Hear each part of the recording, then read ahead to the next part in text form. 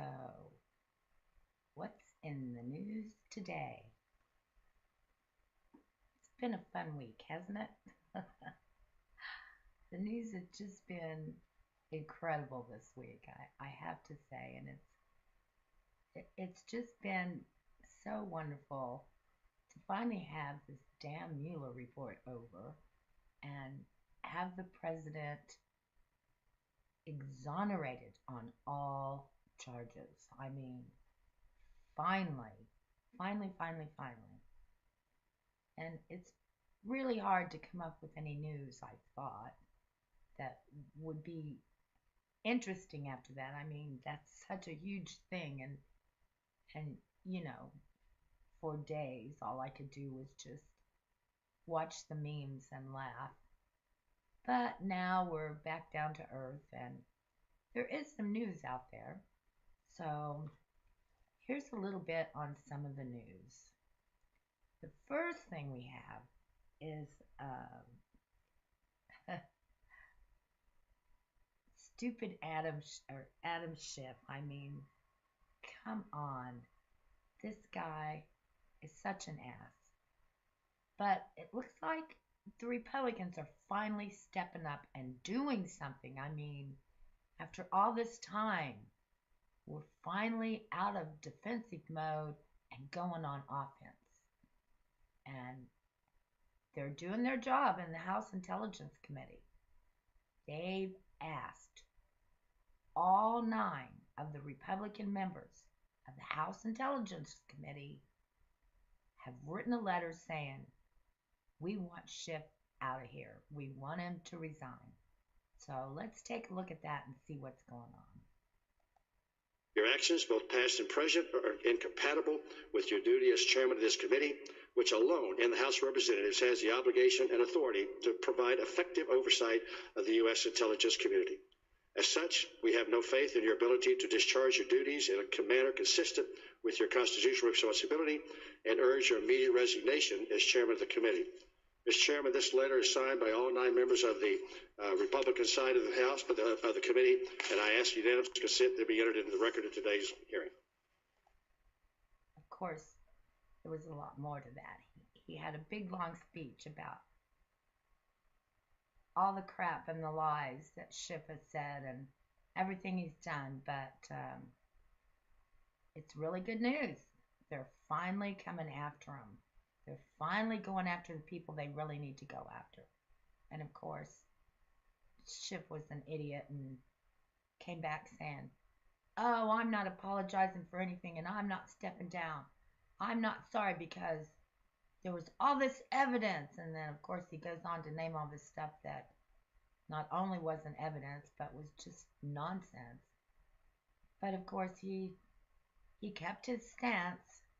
But at least the Republicans are stepping up and doing something about it. So you can go watch that if you want to. Next, we've got some new goodies going on with lunch on the Tarmac. That there's some new evidence of cover-up there that's finally coming out. And it's pretty good. Let's hear a little bit about that. Okay, Jordan Seculo, good to see you, Jordan. Good to see you, Liz. How concerning is this, these new batch of emails about the Justice Department and the FBI dealing with this controversy?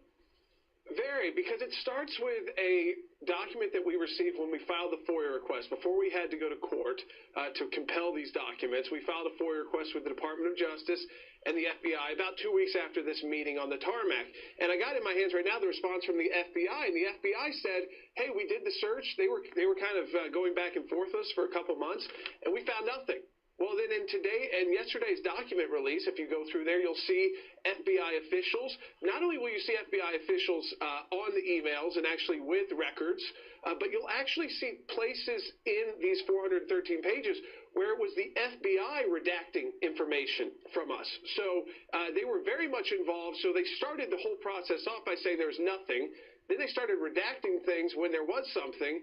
And this was all happening, remember, under the tenure of James Comey. Ultimately, these documents get released. And as you pointed out, Liz, not only is it troubling to see how the Department of Justice was really just concerned about how do we respond to this. This was at a time when they were worried that the media was really going to glam on. They said, oh, you know, it'll just be Fox, maybe CBS for a few lines. Because you see those Washington Post reporters and those New York Times reporters just playing a game. Yeah, Jordan, you know, is there any indication in the documents that you've seen, these emails, that the FBI and the Justice Department knew ahead of time that Bill Clinton would meet with Loretta Lynch on the tarmac? Because it was being played like it was an accident.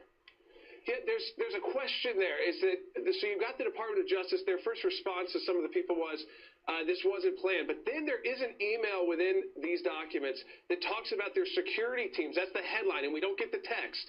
But the headline is their security teams coordinating. So there, at some point, and it may have been very close, Liz. I don't want to ever go too far than what the documents tell me. At some point, they were being questioned and having to figure out were the security teams of Loretta Lynch coordinating with the Secret Service protection that former President Bill Clinton receives. So that is very real. We're not done here. At the ACLJ, we're actually going to look for, because these redactions, I've got some just to show people. What they redacted here were we have pages and pages. So, there's a little bit more to that story, but not a whole lot. Basically, just another big cover-up that's coming out. Lying, lying, lying, as we know. But it's all starting to come out. They cannot keep covering it up, and we're going after them. That's the interesting thing today. There's all these stories today where the knives are out, baby. The knives are out, and we're going after them. Thank God. Finally, maybe. I won't get my hopes up too high, but maybe we're going to start doing something about this stuff. Now we got another cover-up. And people are mad about this one. I'm pissed. Are you pissed? I mean, come on. Jussie Smollett is getting off scot-free? Well, maybe not. Tim Pool has the story on this one. And in most circumstances, the government gives you the middle finger. They say, that's not where I want to start. oh, do we have more? Jussie Smollett would have been convicted if gone to trial, and that's according to Kim Foxx. This is a strange and twisted tale. Why dispose of this in an alternative manner if you could have convicted him and gotten whatever punishment you want? Why just let it go? Now, here's the thing. They claim it's because it just made more sense. Essentially, he pled guilty, but now he's walking around saying he's innocent. Rahm Emanuel, the mayor's pissed, saying that he's showing no remorse for what he's done. Even Kim Foxx, she's going to get in trouble, all right? Because there's more to this story, as you've probably learned, because the title is going to be about this bigger story. FBI reviewing circumstances of Jussie Smollett's charges being dropped, sources confirmed. Now, why would Kim Foxx say something like this? I'm going to have to go ahead and bet it's because she's going to get in deep, I'm not going to swear, trouble. I'll tell you why. In this story, we have what appears to be a leaked email, which I believe is from Kim Foxx. Her office sent an email, a memo, that raised questions. Okay, so let's read the story. We'll get to that memo. The FBI is reviewing the circumstances surrounding the dismissal of criminal charges against Empire actor Jussie Smollett. 2 law enforcement officials confirmed. All 16 felony disorderly conduct counts against Smollett for allegedly lying to police were dropped Tuesday in exchange for community service and forfeiture of his $10,000 bond payment. A hearing Wednesday to expunge his criminal record has been delayed. Ooh, does it get interesting? The ABC 7 They delayed his sentencing. That's the important part you got to come up with here. They delayed the sentencing because things are going on. Things are happening. People aren't just sitting back and taking it anymore. Let's go on. team has obtained the CPD investigative file for the Jussie Smollett case. Click below to read the files. Check this out. I believe this came out first from CWB Chicago, Crime Watch, Crime in Wrigleyville and Boys Town, Chicago. This gets good. Hey, trust me. CPD released those records in response to a Freedom of Information Act request Wednesday morning, not realizing, wink wink, that the records were part of a judge's order from Tuesday to seal all criminal records related to the case. According to CPD spokesman Anthony Guglielmi, once the department was made aware that the records were part of the judge's order to seal, they stopped the release of any other documents. Let me read what he said. Earlier today, CPD began responding to document requests in reference to the closed case of Mr. Smollett. We were then advised of a court order prohibiting such release, and this afternoon, we received the formal directive which stipulates that no further records can be released. Well, we still had a memo get leaked outside of this, but let me tell you something. So there's something called a FOIA. It's an acronym for Freedom of Information Act, FOIA. Journalists send them to government officials, hoping that documents will get released. Possibly one of the most famous journalists right now for FOIAing the government is Jason Leopold, who I think is at BuzzFeed. He was at Vice around the same time I was there. We learn a lot of very important things for FOIA requests. However, they take years. They can take forever. And in most circumstances, the government gives you the middle finger. They say, we're not going to give you the documents. Now they're forced to, the Freedom of Information Act.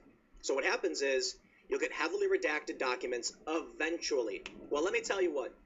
When I heard that the Chicago Police Department, within less than 24 hours, released all of the entire investigative file on Smollett in response to a Freedom of Information Act request, I started laughing. Please. No. That is just... okay, you see what they're trying to do here. The police look really bad because of what's going on. They did all this hard work. In my opinion, sure, there was a FOIA act, there was a FOIA request. This sounds more like a leak. But what makes it truly funny, they just didn't realize that these were part of sealed records. Oops. Yeah, there you go. So whether you want to be happy or mad about that, I don't know. It happened. No one's accusing the police of anything. That's just my opinion. I think the police wanted to get this information out so we could know that, put some pressure on these, in my opinion, corrupt state officials. So did you get that? Normally it takes years to get this information, and they got it within 3 days? Somebody is pissed. Somebody is really pissed. So it looks like Smollett may not be off the hook. Tim goes into this in detail and does a really good job of it. I like his reporting. I listen to Tim Pool a lot. And there's a lot more to the story, but it's looking like maybe there's going to be a little justice there after all. The FBI's looking into it. The state's attorney, she's not looking good at all. She's trying to backpedal, and it looks like we may have something going on here where Smollett just might get his comeuppance, which is a good thing in my opinion. Now we have Scott Adams. He didn't have a whole lot today. I like to watch Scott because he's got some interesting stuff sometimes. I don't agree with a lot of what he says, but he comes up with some interesting stories and an interesting take on it, so I usually listen to him. And one of his interesting stories today is that the Trump administration is suing Facebook for discrimination, for housing discrimination. So let's listen a little bit to Scott and see what's going on there. All right. Funniest story? Let's see if you can tell me. What's the funniest story of the day? Oh, well, I'll tell you. Here's the funniest story of the day. The Trump administration, if you haven't heard this, you're going to love this. The Trump administration announced it's going to sue Facebook for, here's the good part, wait for it, the Trump administration announced it's suing Facebook for housing discrimination. Could that be any better? Now, the argument is that people who are landlords, people who had property to rent, could use Facebook's tools to determine what genders and apparently ethnicities would even see their ads. So if you were a racist landlord, you could exclude the ethnicities of people you didn't want to even see your ad, which is pretty darn racist. Now, I have to admit, I personally don't feel like that's any form of evil on Facebook's side. I think Facebook just had a general tool that had general use for advertisers, and some people misuse that tool to be, for racist purposes. So I don't think Facebook is the bad actor here, but it's still true that they created a tool that allowed racists to discriminate, and so I guess they'll have to answer for that. So once again, here we have a story of people going after the bad guys, finally. And I mean, it's not a big thing with Facebook, but at least they're starting to pick away at them. They're starting to say, hey, we're not putting up with your shit anymore. This stuff has got to go. I'm telling you. It's looking pretty good today. Next, we have Tucker Carlson. Tucker's been doing a great job lately. I'm really, really happy with him on this. This one is an interesting story about how the media gets their stories, or I shouldn't say the media, the mainstream media gets their stories, and who they take direction from. Listen to this one. There's nothing shadowy about the collusion we're going to tell you about. It takes place right out in the open on live television. This is a story about where your news comes from. This past Sunday afternoon, we learned that the Trump campaign did not collude with the government of Russia. That was the conclusion of Robert Mueller's investigation, an investigation that spent 2 years exhaustively looking into the question. This was very good news for America. We don't have a spy in the White House.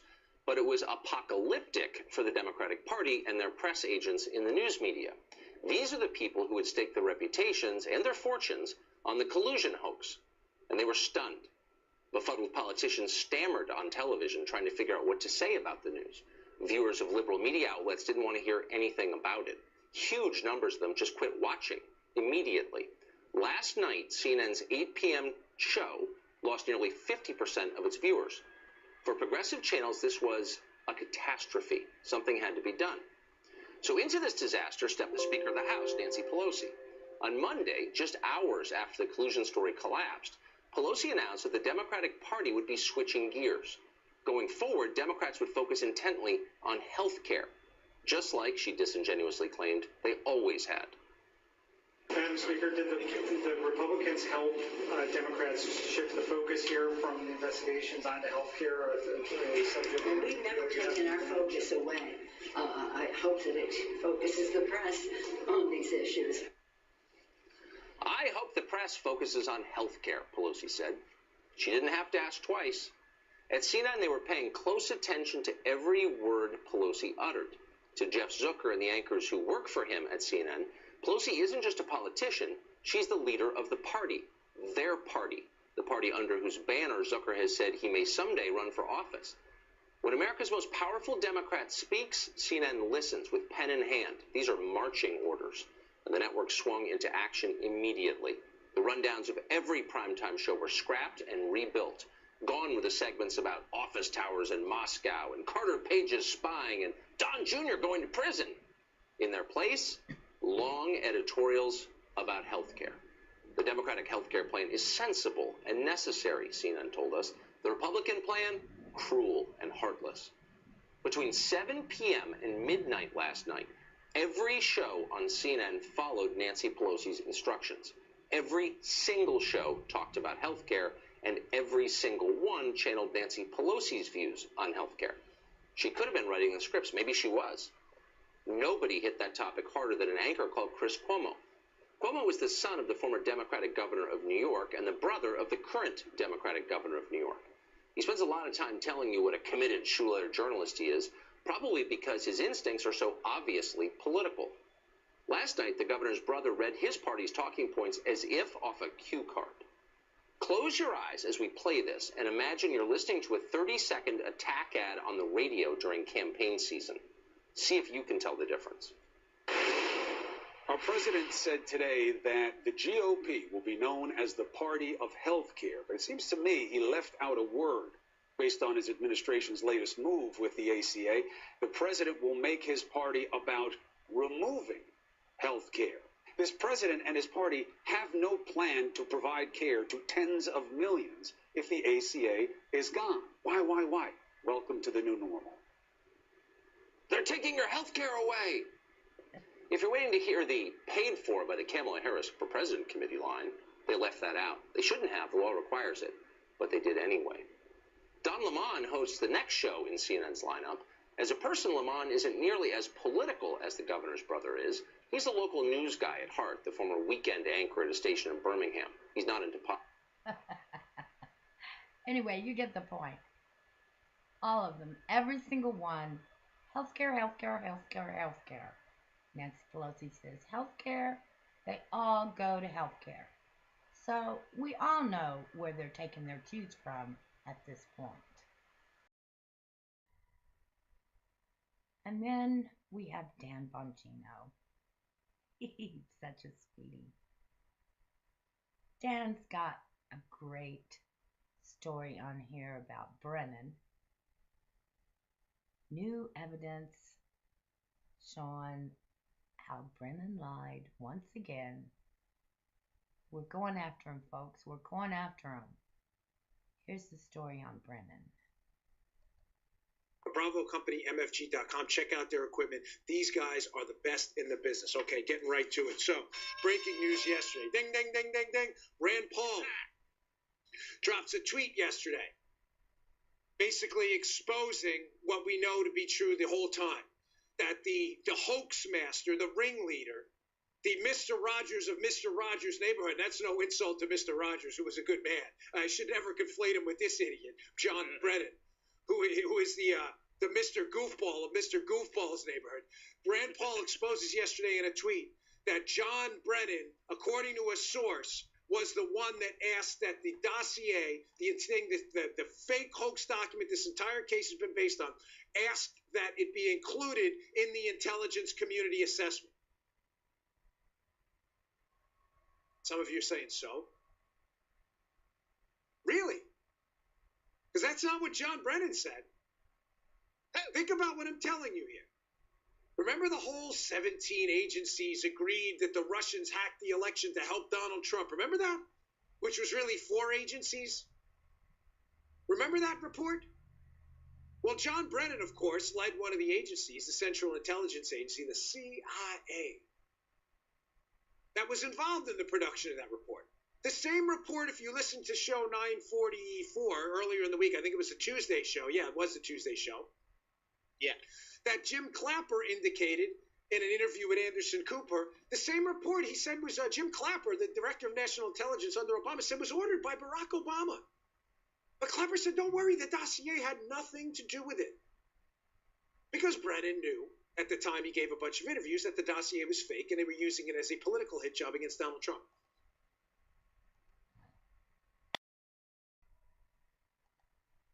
I have a little video here that we've played multiple times here to remind you of what John Brennan said about the dossier and its relationship to the intelligence community. And this is going to play into where we're going next.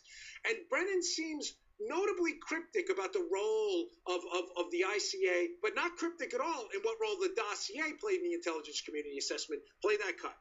When did you first learn of the so-called Steele dossier and what Christopher Steele was doing? Well, it was not a very well-kept secret among press circles. for several months before it came out. And it was in late summer of 2016 when there were some individuals from the various U.S. news outlets who asked me about my familiarity with it. And I had heard just snippets about it. I did not know what was in there. I did not see it until later in that year. I think it was in December. But I was unaware of the provenance of it as well as what was in it. And it did not play any role whatsoever in the intelligence community assessment that was done, that was presented to then President Obama and then President-elect Trump. How was the Steele dossier treated? How did you treat it? You said you looked at it in December. I assume it's been looked at was obviously looked at by the FBI. We've now learned they've tried to confirm some of it and have had some success. Some not yet. They say it's unconfirmed, but that's about it. Well, there were things in that dossier that made me wonder whether or not they were in fact accurate and true. And I do think it was up to the FBI to see whether or not they could verify any of it. I think Jim Comey has said that it contained salacious and unverified information. Just because it was unverified didn't mean it wasn't true. And if the Russians were involved in something like that, directed against individuals who are aspiring to the highest office in this land, there was an obligation on the part of the FBI to seek out the truth on it. Oh, boy, Johnny B's in a world of trouble, isn't he? So let's be clear here what we're saying. Rand Paul tweets out yesterday that a source, and he was on Fox with Bill Hemmer and Sandra Smith this morning on on Newsroom this morning. Rand Paul was on this morning insisting that a high-level source has told him that not only did Brennan know about the dossier, but Brennan was the one that demanded it be included in the December intelligence community assessment. Now, put up, Paula, if you don't mind, the Washington Times piece by Rowan Scarborough. This is a Washington Times piece Scarborough wrote. Well, that's not what Brennan had to say, or his spokesman, in the piece. Here's a snippet from the piece where Brennan says, or spokesman says, that he never approved of the dossier. In fact, the source said he worked to make sure it wasn't included in the intelligence community assessment of Russian election interference. Okay. Was it included? Source says Brennan demanded it be included. Was it included? Source says Brennan demanded it be included. Who do you think is lying here? The answer is John Brennan. This man committed a major league fraud on the American people. They're going after him, they're going after him, they're going after him. Ron Paul brought this up. Ron Paul was on Fox News talking about it. This is what's going on, people. We're going after him. The shoe is finally on the other foot, and we're no longer putting up with all this crap. The president's unleashed. The Republicans are unleashed. We're doing it, baby. We're doing it. And now I'm going to end this with another little clip from Tim Pool that you gotta laugh. You gotta laugh. What does CNN say about what kind of week it's been? Let's listen to Tim. So did you see my video the other day on the main channel about how MSNBC and CNN's ratings have taken a massive hit, and Fox News' ratings are way, way up? In the 9 p.m. slot for Fox News, we have Sean Hannity, up over 1 million viewers from March 18th to March 25th, after the news came in of no collusion. And then we have Rachel Maddow, who is down at nearly 500,000. I wonder why that could be. Well, if you were to ask me, it's because CNN and MSNBC were pumping out nonsense stories about nonsense Russiagate for so long. And then when the news broke, people wanted to know about it. Possibly the biggest story in the world that everyone was talking about. Well, of course, Mr. Brian Stelter has another reason why it's probably true. He said it's a slow news week. Is that a joke? One of the biggest stories of the past several years, possibly of the decade maybe. The accusations that the president was a traitor, a secret asset of the Russian government, a puppet to Putin. And it was all not true. It was all nothing. And what does CNN have to say? Yeah, it's just a slow news week.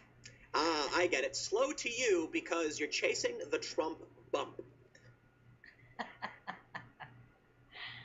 And there you have it. A quick summary of what I found interesting in the news today on Thursday, March the 28th.